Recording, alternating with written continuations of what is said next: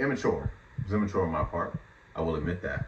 But I was not the only kindergartner in the fucking room. That I will say. And imagine watching two kindergartners fight over being embarrassed at the other person's friend's house.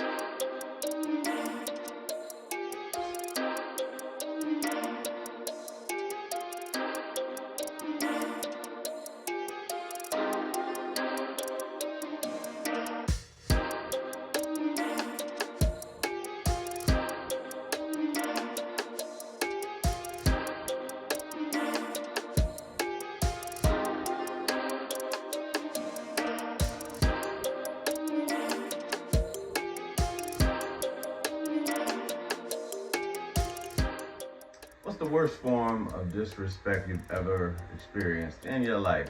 Quite a few, quite a few. At the hands of a woman. You know what I'm saying? Definitely disrespectful ass women. Little girls, you know what I'm saying, say some of the foulest shit to get. They know what to say to get under your motherfucking skin. But there's one particular instance. Argument with two people who don't know how to control their emotions, namely me, the man, which is unacceptable for a man to engage in a situation where he does not know how to manage his emotions when dealing with a woman. But a woman will test the fuck out of you. That's for damn sure. So it's like, man, we got to do our homework and come prepared if we're gonna deal with this particular type of woman. You know what I mean? And I was not prepared for what I had to endure in this said relationship. So how it goes is that I was, you know what I'm saying? We went over to her friend's house to play this game or whatever, and my triggers came out. And when my triggers come out, I shut down, right? So yeah, I just completely shut down. Didn't even realize I mean, I knew what I was doing, but I didn't know that I was doing the like complete shutdown, and from a technical standpoint in the mental health realm. You know what I mean? And so we get back to the crib. Her crib, that is, that night, and she is beyond almost like embarrassed for the simple fact of how I carried myself with shutting down. I didn't make a scene. I just shut up. You know what I'm saying? I was quiet, and I didn't respond to anything. I was motionless, emotionless, all of that. You know, it's just very. I turned the situation and made it about me. Essentially, is what happened in that moment. And I'm sure we've been around people that have done that. You know what I'm saying? Where when they get triggered or something like that, everything is revolved around how they feel and fuck what everybody else is thinking in the room. And that was my moment. You know what I'm saying? What I would call these is part of the beta tales. You know what I'm saying? So what happened after that is I'm trying to avoid an argument because you know, fear of abandonment, fear of confrontation. They go hand in hand. You know what I'm saying? You fight, people leave you type thing. So it's like, all right, I'm not trying, and plus I just don't feel like doing this. It's unnecessary. So I'm not trying to do, you know, like any kind of argument before we knock out for the night, right? But like this type of personality, oh, we're going to talk about this shit. So got into it, go back and forth and all that shit. And then, you know, what did I do? I think I went downstairs. At her place, right? I went downstairs. I was on the couch. Sure enough, here comes here comes the instigator. You know what I'm saying? An individual. I mean, I believe I can look at it from both sides. From my side, and instigator. Damn, jacket breaking open. Instigator. But from her end, I'm not going to sleep without fixing this shit. Why the fuck did you act like that? You know what I mean? It was just immature. It was immature on my part. I will admit that. But I was not the only kindergartner in the fucking room. That I will say. And imagine watching two kindergartners fight over being embarrassed at the other person's friend's house. You know what I mean? That's what it looked like. But, you know, we're going at it. She comes downstairs and proceeds to tell me, like, in the heat of her rage, you're in your feelings, go cry. When I tell you, as a man, when a woman addresses you like that, sons you, what have you done? How did you get yourself in this situation, young man? How did you get into this? At this point, where a woman can tell you straight to your motherfucking face, you're in your feelings, go cry. Wow. Wow. And you gotta take it, bro. You gotta take it, man. And that was, I mean, truth of the matter is, she was right about it. She was accurate. I was in my feelings. As far as the crying part, never. Nah. This is wild. I didn't cry. I didn't cry over her at all throughout the situation that we was, dealing with one another. But was I projecting what I felt I did not receive in my upbringing onto her? You damn right I did. And that's where I was at fault. I can own up to that. You know what I mean? As a man, I did not. I was not prepared mentally. I was in beta. Like I said, I was in beta world. I was in the betaverse, as I want to call it. You know what I'm saying? Where I wanted my woman to be my mother and right the wrongs of what I felt like my mother didn't do, when my mother did the best that she could based off of what she had. So if I felt like, that wasn't enough, imagine what my parents had, type thing. It's just when you run the the tapes back and you look at it from yourself, it's like, take the love and what you can get and then try to build on that. Be grateful for what you have, because it could be worse. Listening to a lot of other people's stories, not to say that my story is not valid, but as far as parenting goes, it definitely could be a lot more perverse than what I felt that I experienced. You know what I'm saying? But sure enough, man, yeah, you're in your feelings, go cry, and that'll forever ring in my ear. You know what I'm saying? Like I forgive an individual. You know what I'm saying? I wish them well on their life and all that stuff. I want them to achieve all great things. I have no ill will towards them. You know what I'm saying? But that one there, I was like, wow, that's some disrespectful shit. That's some very disrespectful shit to say to a man. Honestly, to anybody for that matter. But I took it. I took it to the chin, and I pressed forward. Some things I never let go of, and rightfully so. And it hindered a lot of the relationship stuff, I'm sure, going forward. But disrespect is disrespect, man. It's like, if I allow that to happen, I'm teaching you that this shit is okay in our relationship, man. So I say any form of disrespect, verbally, whatever you feel is disrespect and that's not for you, you know what I'm saying? I say make a statement. You got to make a statement. You got to be willing to walk away from some shit. Got to be willing to, you know what I'm saying, be done with something. Be okay with not having this anymore, because you are not defined by this. This is a compliment to your life. This is not you. This is not your life. Because if a person is willing to disrespect you and you're sitting there going to take it, why would they stop? You know what I'm saying? So things would just, would just get worse or stay the same, for that matter. And I think one last thing that I'll leave as far as what was disrespectful, whether this individual was joking, whether this individual was like being just arrogant, trying to get rid of me, whatever it was, I was like, again, stuck in the betaverse. And living in the betaverse, you deal with certain personalities and certain shit from women that you don't when you're out of the metaverse and you value yourself.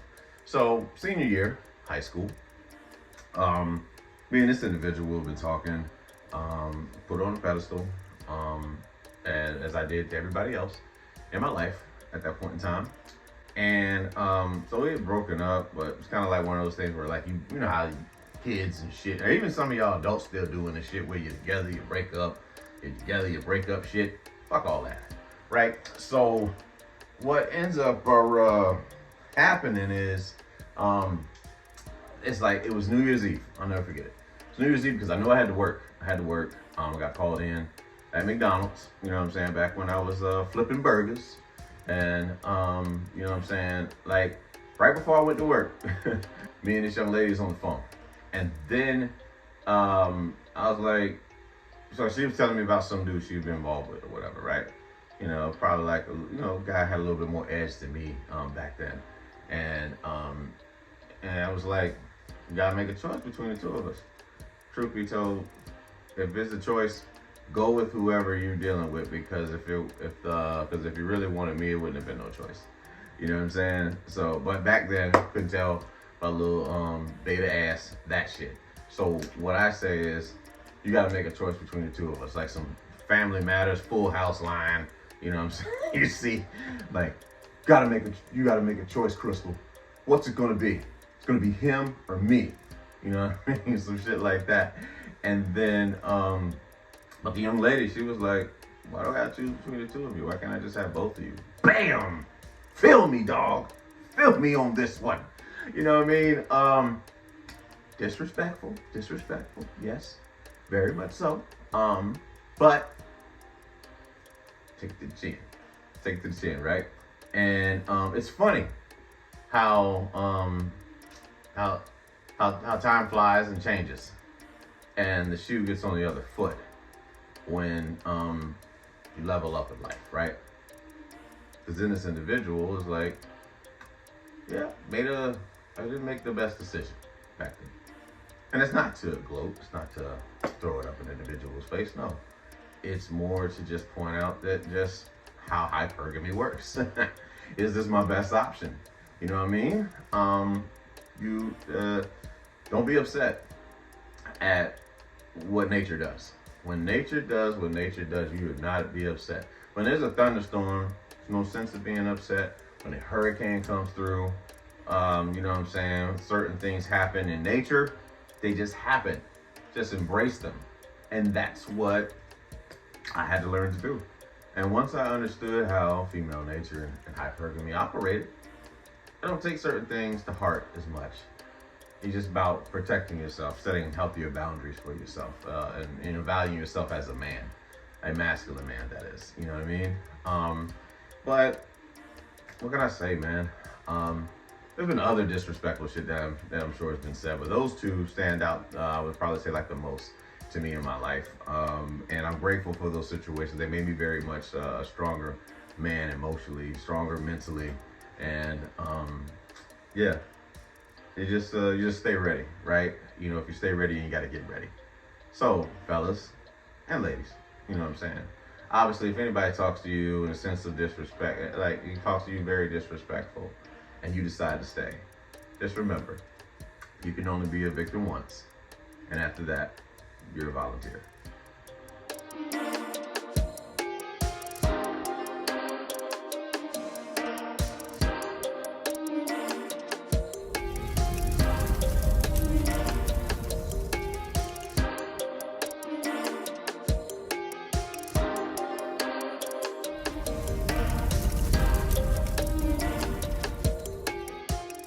Do you believe a woman who's been in her masculine most of her life can become feminine enough to be marriage material? Yes, I do, honestly.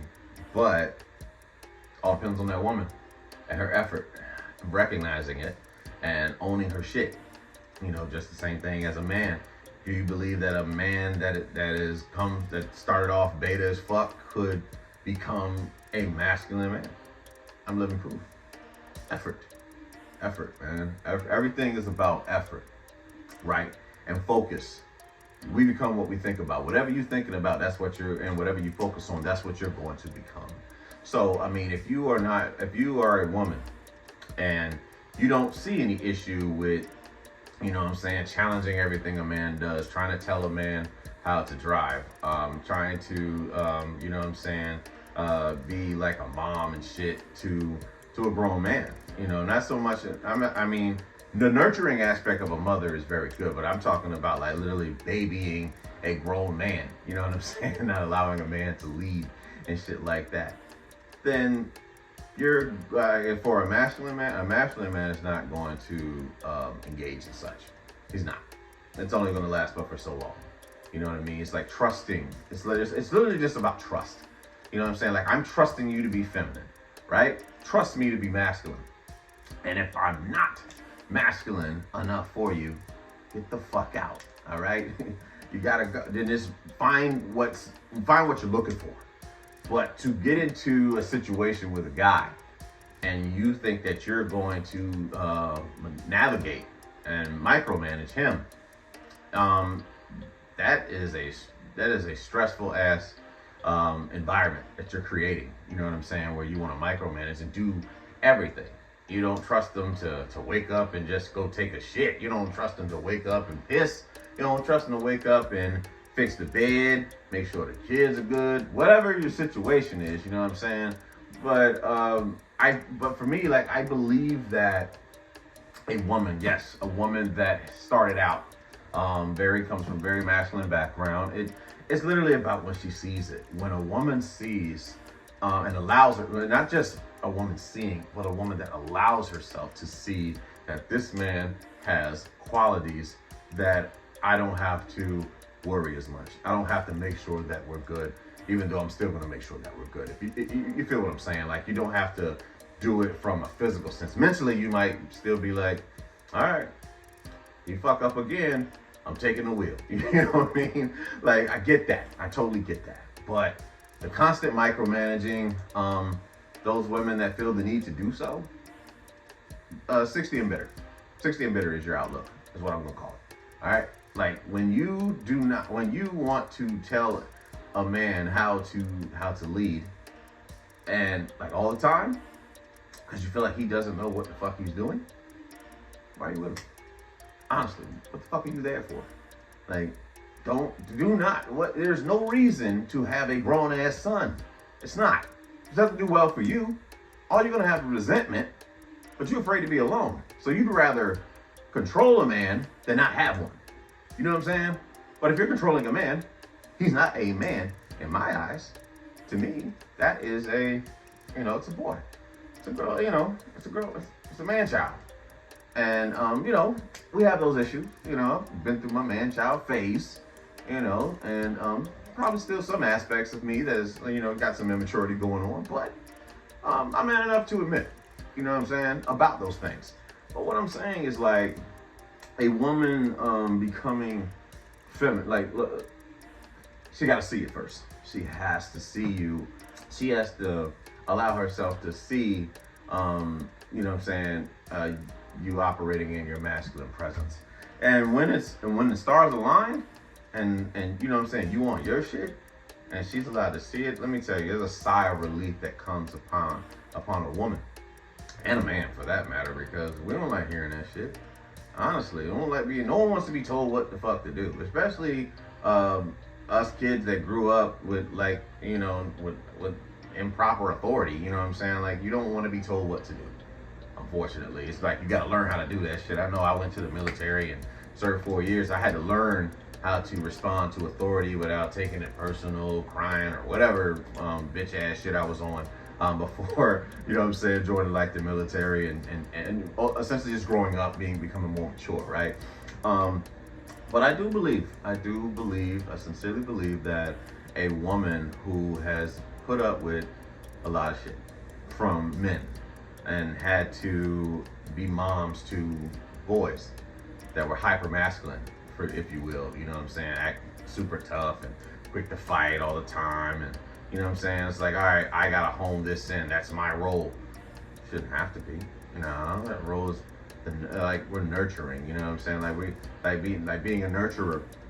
Yeah, if I got a big, we got a big deal we're working on or something like that, I'm a little bit overwhelmed or something like that, yep, come in and, hey baby, it'll be okay, like Method Man, I'll be there for you, essentially was talking about.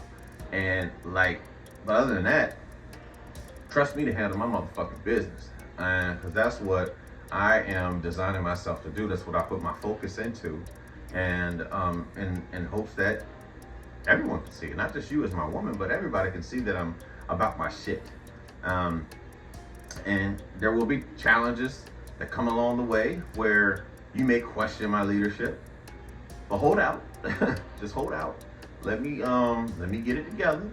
Let me show you what I do in adversity. And if that's still, like I said, if it's still not enough, either stay by yourself and be the man that you always wanted, or find the man that you always wanted. Whichever two options work best for you. But staying with me, trying to be a micromanager and a fucking like a dad or a parent, you know what I'm saying, to a grown man, not feeling it. You know what I'm saying? Like like I said, some women, it's hard to let it go. It's hard to let it go when you've been doing it for so many years. You know what I'm saying? Of like trying to run shit. And I think that's cool. I think that's cool that a woman wants to, she wants to be the backbone. You know what I'm saying? And stuff like that. But you got to, it is imperative that you allow a man to lead. You know what I'm saying? Show you that he can lead. If he does not show that he can lead, then you show him that you can leave. You know what I mean? Unfortunately, that's just how the game goes.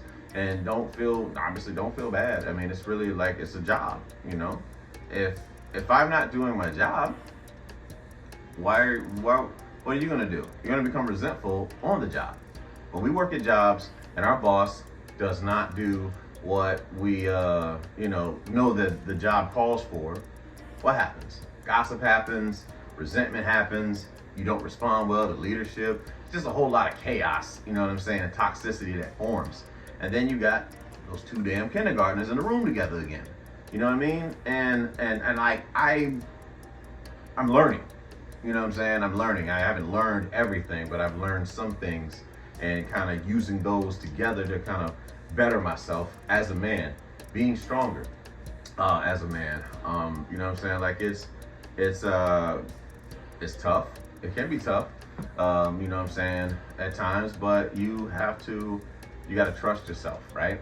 You got to trust yourself as a man that you are making the best decision for your family, for your relationship, for your job, whatever it is. You know what I'm saying? You have to have confidence, man. Be confidently right or confidently wrong, as long as you are confident. And sometimes you can get beside yourself. You can forget who the fuck you are, and sometimes you just need to remember your why you're doing things. So like with women, you know what I'm saying, that start off, like I said, with the masculine shit, and then they come across a man that's like, damn, it's uncomfortable, but at the same time, I like what's being done. I feel like the weight is lifted off of me. I like this. I like how I'm being treated. You know what I'm saying? It's not like caveman shit. You're still allowed to be you, allowed to be free, but at the same time, there is a frame that must be respected, that a man must have. And if you don't have a respectable frame, why would a woman stay? Why should a woman stay if you don't have a respectable frame? That's my logic, my ideology on it. You know what I'm saying? The way I see things, and based off of what I've read, based off of what I've been through, and based off of what I've seen. But yes, I do believe that masculine women can become marriage material, but it's all, like I said, effort. You have to be willing to put all that shit to the back burner. You got to be able to turn it off. Like a lot of women, especially like from a work standpoint, if you like the only woman at your job, don't know how to turn the masculine energy off when they're home. I just recommend practice. It's daily practice, just like any man that was, started out being, more in his feminine energy throughout his life, and then trying to learn how to use your masculine energy. It's going to be an adjustment period. But the more you practice, the better it gets, and it becomes second nature. So, yes, do I believe that women that were, essentially most of their life in their masculine energy, do I believe that they can become feminine enough to become marriage material? They sure can, with practice. You know what I'm saying? Once you make it a habit of operating in your feminine energy, dressing like a lady, talking like a lady, not talking like a nigga, you know what I'm saying? And respecting, having a value, valuing a man, you know what I'm saying, a masculine man, you know what I'm saying? Know how to value a masculine man and allow him to appreciate you as well. Make sure you feel valued. That's very key. You know what I'm saying? I said it before, I say it again. A lot of people will tell you they love you. Very few will actually value you. And valuing comes with valuing yourself first. Because if you don't love yourself, I'm not going to believe you when you tell me you love me. So learning to love yourself first, then like based off how you love yourself, seeing how you love others, and then you know what I'm saying, you go from there. But yes, Masculine women that operate in their masculine can definitely, I believe that they definitely can work at their, being more feminine and becoming marriage material.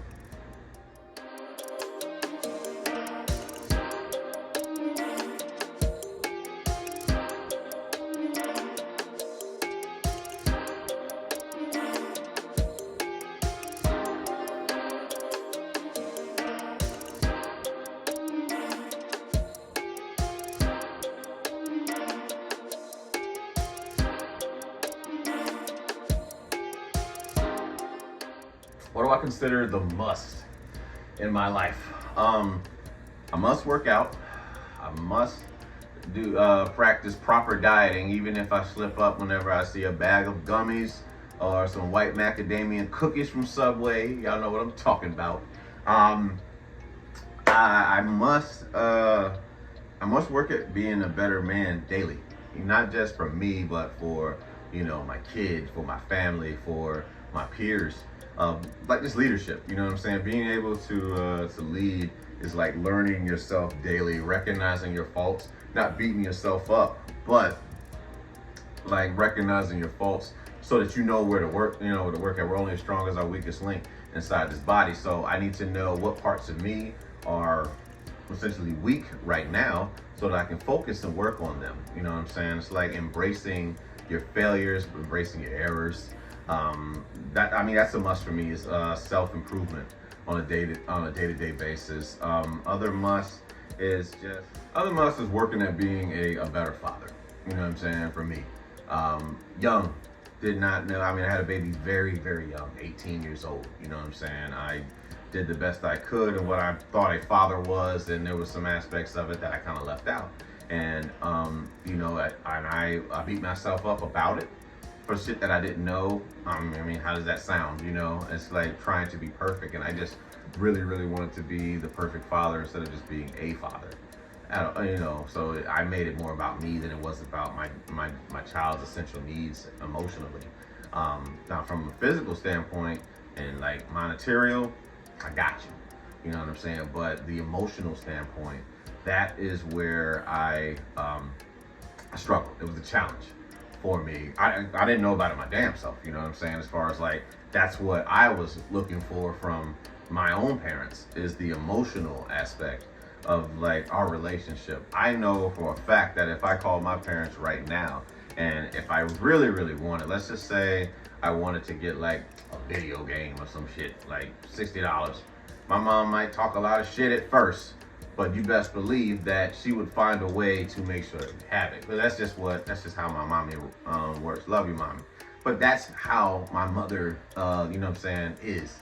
But as far as like the emotional standpoint, like that feeling that you get when you're out there in the world and the only voice you have are your parents, and just your engagement with your family and all that stuff, that's the things that's going to last you the longest, as far as like being out here attracting certain type of personalities, and then you end up attracting the emotionally unavailable because that's what you saw growing up. And you be like, why the fuck I keep coming back to the same type of individual, or why I be coming back to the same dude, or I go back to the same girl?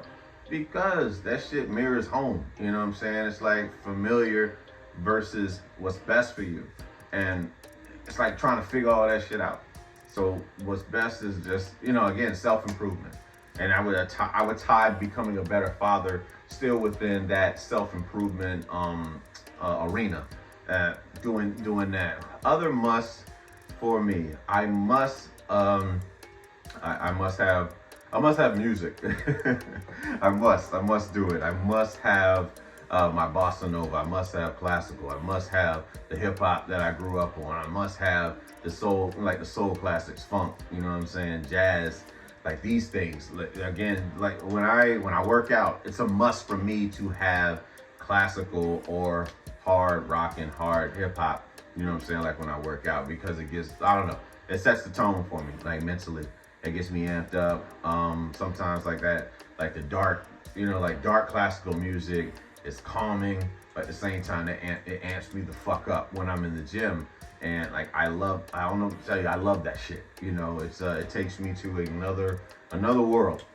when I'm inside like the gym trying to get right. So it's a must to work out, a must, on the diet, a must that in daily self improvements, a must that I stay up on my fashion as well. You know what I'm saying? Like, you look good, you feel good. Presentation is everything. Everything you wear says something to your peers.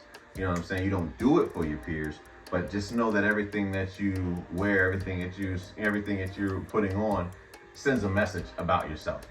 For instance, you go to a job interview and you show up in beach attire and everybody else is in suits. You're sending a message, you know what I mean? And it's like, all right, what are we going to do about it? How are we going to reshape our attire? And what's the message that I want to send out every time when, putting on like a particular outfit? What exactly is the message that I'm sending? So, like, it's a must for me to create wealth, build wealth as well. You know what I'm saying? Like, there's a lot of things I used to look forward to and try to blow money on and all that. But now, like, trying to establish real estate, trying to establish other businesses, trying to build something so that my family doesn't have to struggle. You know what I mean? Like, getting it to where we're okay. Like, and not just me, just like everybody, making it's a must that I set the tone for my family and others that certain things are possible. The idea of creating a YouTube show or some shit where I talk about anything the fuck I want to talk about, but I still key in with the mental health, and someone tells me that you can't do that shit because you don't have a degree or whatever it is. Like, oh, you ever thought about going back to school? Yeah, sure. At some point in time. But what I want to do is spark the brain and create the idea of what we see in one another. You know what I'm saying? That we are all connected in the great circle of life, like fucking Mufasa and shit said. But like, just literally, we as humans are all connected. And one story, like, you talk to somebody you have never met in your life and you share an aspect of your story, and you be like, yo, I went through the same shit. And you've never seen this person, but another person was going through the same thing in their life without you ever even meeting them. To me, that's astounding. And I don't know, I love shit like that. So it's a must for me to continuously set the bar for my peers and for myself, really. Try not to beat myself up too much. It's not really my voice doing that, because I wouldn't dare. Like, if my friend was doing that shit, I wouldn't dare want them to do that. So it's like being your own friend, like learn to be your own best friend, and like taking it easy on yourself, like giving yourself grace, because you're just one person. Everything's not about you. It's not. It's a must that I have ego deaths every day, every fucking day. To piggyback off of what I just said. That ego will eat at you. The ego will have you thinking you're on top of the world, or the world is on top of you. You know what I'm saying? That's a Mark Manson quote from The Subtle Art of Not Giving a Fuck. He kind of talks about that. You know what I'm saying? The ego makes you feel like you're on top of the world, or the world's on top of you. This damn jacket, man. Shit. But yeah, if you think you're on top of the world, the world's on top of you. So, I must conclude this particular topic. So, I mean, with that being said, like I said, the must are working out, self-improvement, working on being a better father, setting the tone, setting the bar for my peers and myself, establishing wealth, and I'm telling y'all, peace. Peace.